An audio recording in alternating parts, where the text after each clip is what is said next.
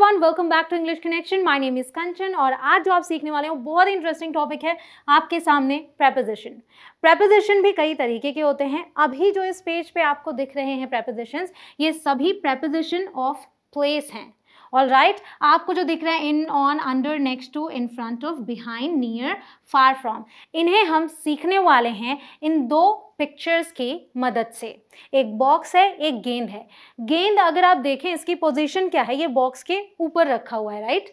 तो ये जो प्रेपोजिशन है, जैसा मैंने कहा कि ये प्लेस के प्रेपोजिशन को बता रहे हैं, तो ये जो प्रेपोजिशंस हैं ये बताते हैं कि कोई व्यक्ति या फिर वस्तु कहाँ पर है, ठीक है। तो ये गेंद इस बॉक्स पर है, इस बात के लिए हम कौन सा प्रेपोजिशन यूज करेंगे? यहाँ पर के लिए हम क्या यूज करने वाले हैं? ऑन का यूज करने वाले हैं। इस बात को ध्यान में रखिएगा कि अगर इस सतह को ये टच नहीं कर रहा है तो हम ऑन नहीं बोल सकते हैं। जब कोई चीज किसी सतह को टच कर रही होती है तभी हम ऑन बोलते हैं। तो अगर मैं बात करूं एक वॉल की, ठीक है, मान लीजिए ये वॉल है और यहाँ पर एक क्लॉक टंगा हुआ है, ठीक है। तो ये भी क्योंकि वॉल की सतह को टच कर रहा है तो मैं बोलूंगी the clock is on the wall. All right, the clock is on the wall. और ऐसा मैं क्यों बोल रही हूं? जबकि ये जो सतह है ऐसे नहीं है, ये ऐसे खड़ी सतह है, वॉल है। तो सतह से मतलब है वो फिर चाहे इस तरीके से हो जैसे ये बॉक्स है, या फिर वॉल हो, या फिर ये जो सीलिंग होती है ना हमारी, जिस पर फैन लटक रहा होता है, ठीक है, ये जो सीलिंग होती है ये भी सतह है। तो मैं ये बोलूंगी the fan is on the ceiling.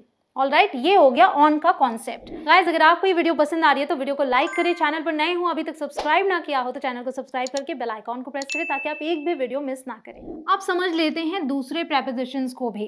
तो गाइस देखिए, अगर इस बॉल को मैं यहाँ ले आऊँ और इसको मैं यहाँ बगल में रख दूँ तो क्या बोलेंगे? ये गेंद इस बॉक्स के बगल में है। इसके लिए हम कौन सा यूज करने वाले हैं प्रेपोजिशन? हम यूज करने वाले हैं नेक्स्ट टू।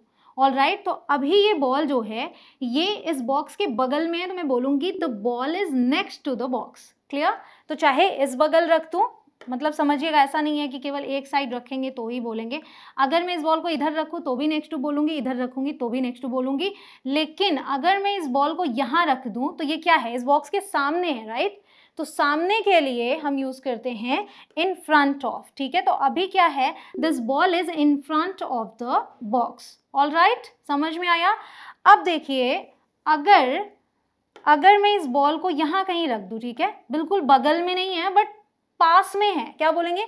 ये बॉल इस बॉक्स के पास में है तो मैं यूज करूंगी near. This ball is near this box, ठीक है। तो अभी के लिए हम नियर यूज कर लेंगे। अब अगर दूर है, अगर ये दूर है तो ठीक है, अब क्या है? ये गेंद इस बॉक्स से दूर है तो मैं क्या बोलूंगी पता है? मैं बोलूंगी दिस बॉल इज फार, ठीक है, far from this box. So far from use करेंगे। अब हमारे पास कौन कौन से प्रेपोजिशंस बच रहे हैं? अब हमारे पास बच रहे हैं इन, अंडर और बिहाइंड। क्या बच रहे हैं? इन, अंडर और बिहाइंड, ठीक है। तो बिहाइंड का मतलब होता है पीछे। क्या होता है? पीछे। अब अगर इस बॉल को मैं इसके पीछे ले जाने की कोशिश करूं तो ये बॉल इस बॉक्स के पीछे है तो मैं क्या बोलूंगी?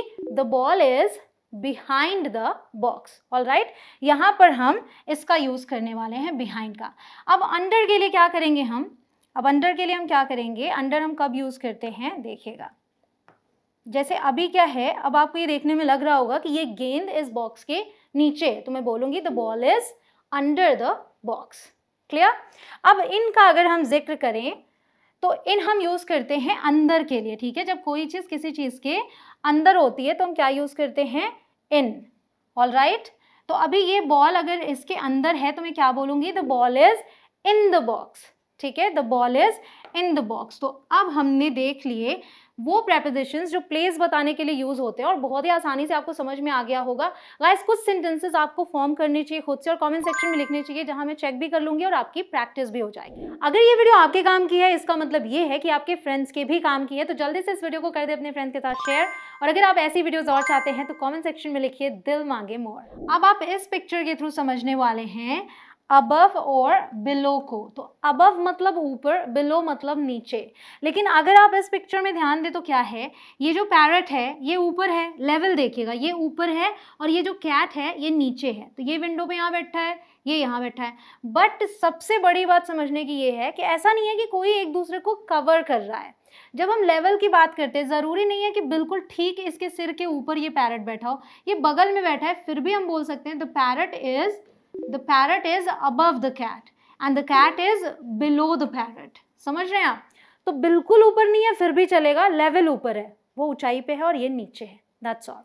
ठीक है, अब हम आ जाते हैं अपने अगले स्लाइड में जहां आप सीखने वाले हो बिटवीन एंड अमंग।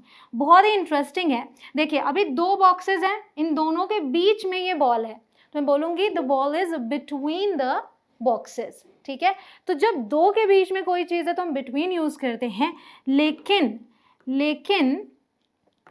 अगर दो से ज़्यादा हैं, ठीक है, अगर दो से ज़्यादा हैं और फिर मुझे बोलना है कि गेंद बॉक्सेस के बीच में है तो मैं अमंग का यूज़ करूँगी। तो अभी मैं बोल सकती हूँ the ball is among the boxes. Clear guys? मेरा नया कोर्स आ गया जिसका नाम है स्पोकन सेंटेंस पैटर्न कोर्स, जो कि अवेलेबल है इंग्लिश कनेक्शन एप्लीकेशन पर।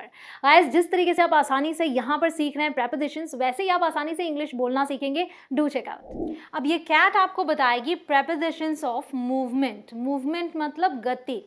तो जब गति बताते हैं हम कि कोई चीज़ किसकी तरफ जा रही है, किससे दूर जा रही है, किस में जा रही है, कहाँ से बाहर आ रही है, तो हम इन प्रेपोजिशंस का यूज़ करते हैं। जैसा कि आप देख सकते हैं, into, out of, toward, away from, onto, off, over, under, past, around, वो आप अभी समझने वाले हैं।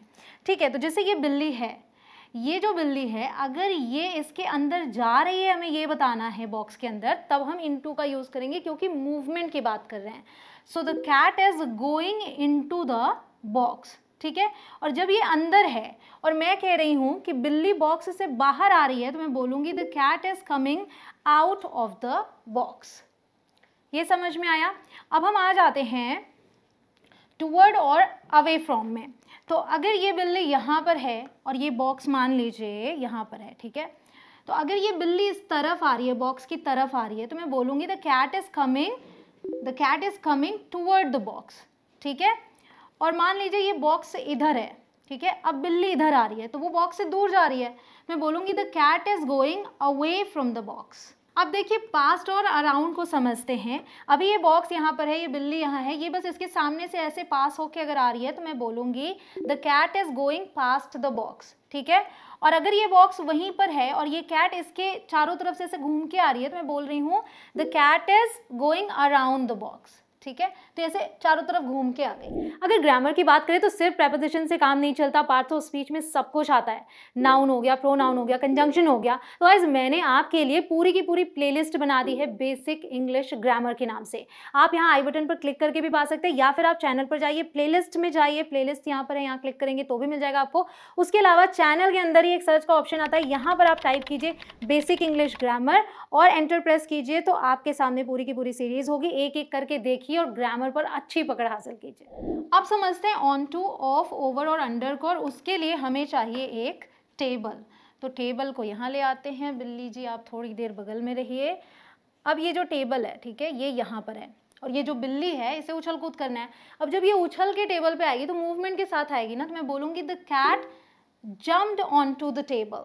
Jumped on to the table क्योंकि मूवमेंट बताया, अब मूवमेंट से वो नीचे उतर रही है तो the cat jumped off the table. ठीक है, the cat jumped off the table. यही कैट जब इस टेबल के नीचे बैठी हुई है तो मैं बोलूँगी the cat is under the table, क्योंकि ये जो टेबल है इसको कवर करके रखा हुआ है इसने। और जब ये कैट यहाँ पे, अभी मैंने क्या बताया था, जंप करके इस पे बैठी थी, लेकिन अगर ये जंप करके इस पे बैठे ना और पूरा जंप करके इधर आ जाए तो मैं बोलूँगी the cat jumped over the table. अब समझते हैं डाउन और अप को। ये आपके सामने स्टेयर्स हैं, दो लड़कियां, एक ऊपर है एक नीचे है।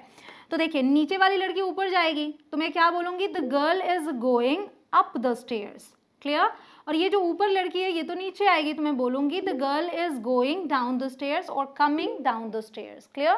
तो हम मूवमेंट में अप एंड डाउन इस तरीके से यूज़ करते हैं। आई ऑलवेज से पाना है परफेक्शन तो फॉलो कंचन। लेकिन अभी तक आपने मुझे इंस्टा पर फॉलो नहीं किया है। मेरी इंस्टा आईडी है इंग्लिश कनेक्शन बाय कंचन, जल्दी से फॉलो करें। अब देखते हैं अलोंग और अक्रॉस। तो देखिए आपके सामने एक रोड है और ये जो लड़का है ये यहाँ से रोड के साथ साथ जा रहा है, तो मैं बोलूँगी the boy is going along the way। हमने क्या यूज़ किया? ये यूज़ किया साथ साथ जाने के लिए। और ये जो लड़का है ये इस पार से उस पार जा रहा है, तो मैं बोलूँगी the boy is going across the road. ठीक है, तो इस पार से उस पार जा रहे हैं अक्रॉस, अदरवाइज साथ साथ along। सिंपल है। अगला है हमारे पास प्रेपोजिशन जो वो है थ्रू। क्या है? थ्रू। और थ्रू आप देखिए कब यूज़ करेंगे, ये है पाइप और इस लड़के को इस पार से मतलब उस पाइप से अंदर होते हुए इधर आना है। तो जैसे कोई विंडो भी है तो भी अगर इस पार से उस पार जा रहा है तो थ्रू यूज़ करेंगे। तो ये लड़का जब अंदर इसके होते हुए इधर से निकल के आ रहा है तो मैं बोल रही हूँ the boy is going through the pipe. ठीक है, going through the pipe. I hope आपको ये वीडियो पसंद आई हो एंड आई एम श्योर कि आप करने वाले मेरी अगली वीडियो का इंतजार। मैं मिलती हूँ आपसे अगली वीडियो में। आप करते रहें प्रैक्टिस। जय हिंद।